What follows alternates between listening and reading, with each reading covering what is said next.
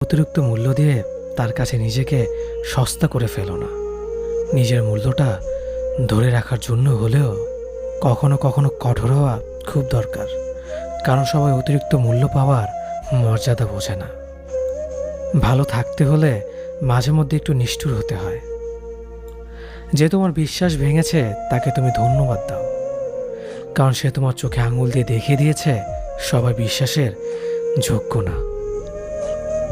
স্বার্থপর মানুষগুলো সফল হতে পারলেও সুখী হতে পারে না। বুঝতে শিখুন কে সময় নিয়ে আপনার সাথে কথা বলে আর কে সময় পেলে আপনার সাথে কথা বলে।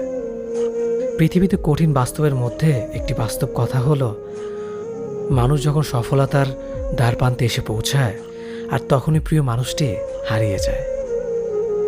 আপনি যখনই একা হয়ে যাবেন তখন আপনার পাশে থাকার মতো হাজার মানুষ খুঁজলেও পাবেন না।